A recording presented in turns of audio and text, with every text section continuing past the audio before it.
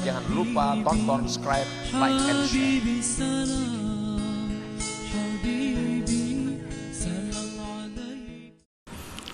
La amala arja lil qabul min amalin yagibu anka syuhuduhu wa yahtakiru indaka wujuduhu,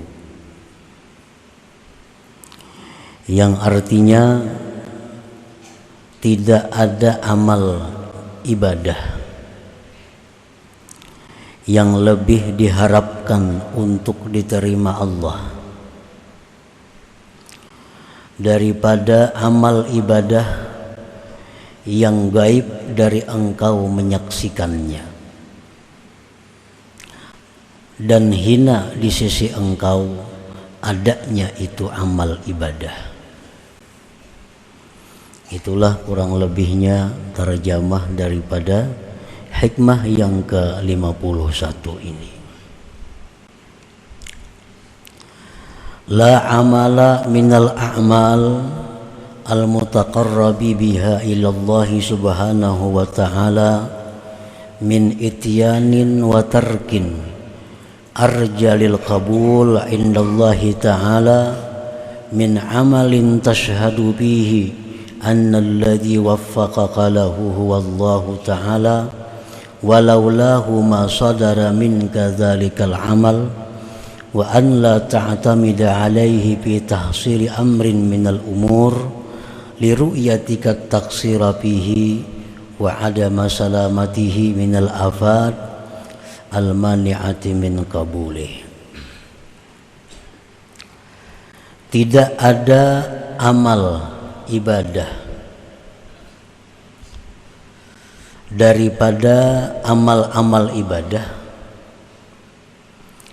yang dijadikan pendekatan dengan amal ibadah itu kepada Allah Subhanahu wa ta'ala, baik daripada melaksanakan perintah seperti sembahyang, puasa, zakat, wa tarkin dan meninggalkan larangan,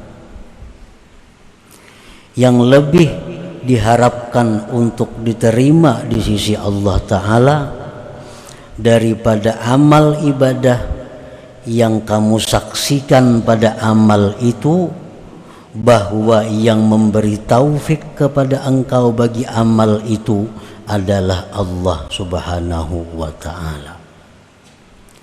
Dan jikalau tidak ada taufik dari Allah, tidaklah timbul, tidaklah muncul, terbit daripada engkau yang demikian amal ibadah itu.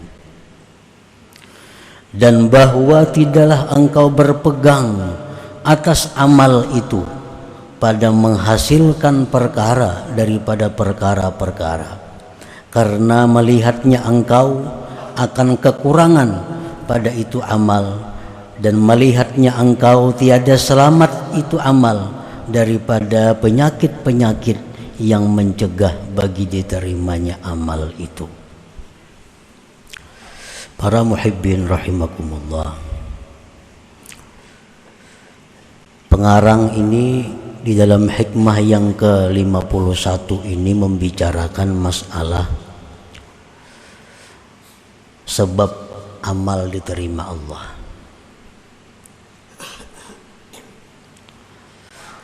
Amal kita itu banyak sebabnya, syarat-syaratnya agar bisa diterima oleh Allah. Selepas kita melaksanakan kewajiban kita. Amal ibadah yang kita lakukan apabila cukup syarat rukunnya, terhindar daripada yang membatalkannya, maka amal ibadah itu sudah dikatakan sah.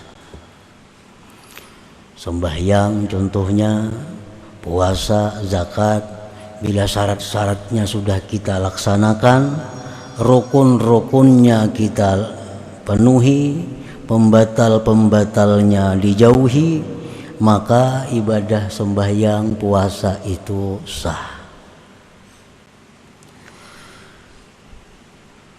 Namun apakah yang sah itu diterima oleh Allah?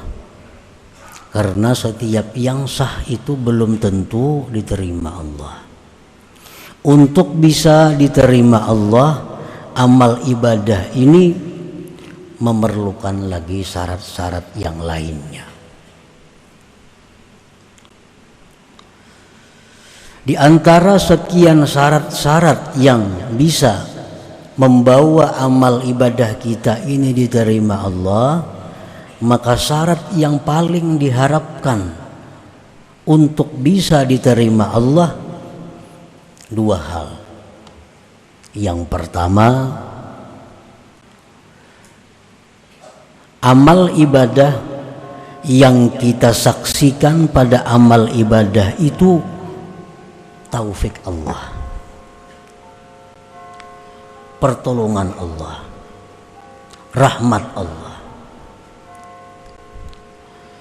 Nah, apabila kita melakukan satu ibadah, yang kita pandang adalah bahwa ibadah yang kita lakukan itu merupakan taufik Allah kepada kita. Ibadah yang kita perbuat itu merupakan anugerah yang diberikan kepada kita. Nah, bukan ibadah itu merupakan dari diri sendiri. Apabila kita bisa memandang ibadah kita itu sebagai anugerah Allah, apabila kita bisa memandang bahwa ibadah itu adalah taufik Allah, bukan dari diri kita sendiri, nah ini harapan kuat ibadah itu diterima Allah. Harapan kuat. Yang kedua, ibadah yang kita lakukan itu tidak kita jadikan sesuatu yang menghasilkan baik derajat, baik keluasan rezeki, baik surga atau lainnya. Aku pangdahulu tuh mengamalakan itu, nah akhirnya aku murah rejeki. Nah ini ngarannya berpegang kepada amalan. Nah bila kita macam itu halnya, ini salah satu sebab yang mencegah diterimanya itu amalan. Amalan-amalan yang telah kita lakukan itu jangan kita perpegangi, jangan kita bikin andalan. Sebabnya apa? Sebabnya kita tahu bahwa amalan yang kita lakukan itu banyak rusaknya. Kita tahu bahwa amalan yang kita perbuat itu banyak aibnya. Jadi janganlah kita berpegang kepada amalan-amalan yang kita lakukan itu. Yang kita pegang adalah rahmat Allah yang diberikan kepada kita. Bila dua hal ini ada di dalam satu amalan, maka itu adalah tanda yang kuat bahwa amal ibadah kita itu diterima di sisi Allah Subhanahu wa ta'ala. Kita umpamanya sembahyang kita itu kita saksikan bukan dari diri kita, tetapi sembahyang itu adalah semata-mata anugerah Allah.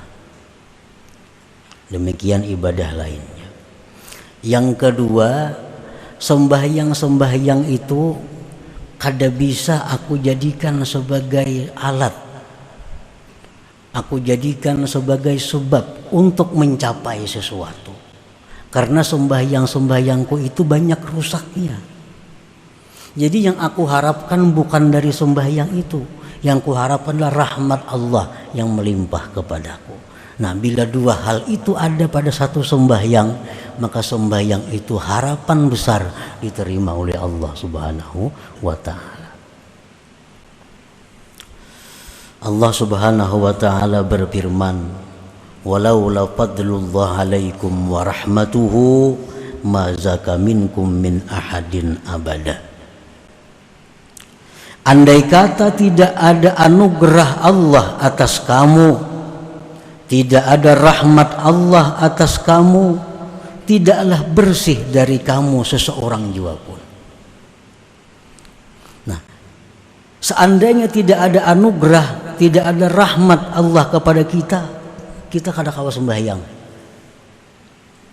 kita kada kawa puasa, kita kada kawa berzakat, kita kada kawa menuntut ilmu. Kenapa kita bisa menuntut ilmu? Itu karena anugerah Allah. Nah, anugerah itulah yang kita pandang dalam setiap amal ibadah kita. Jangan kita pandang diri kita.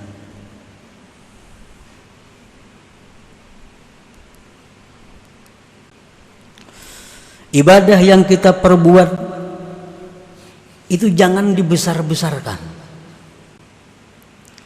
Apalagi dibikin satu andalan, satu pegangan.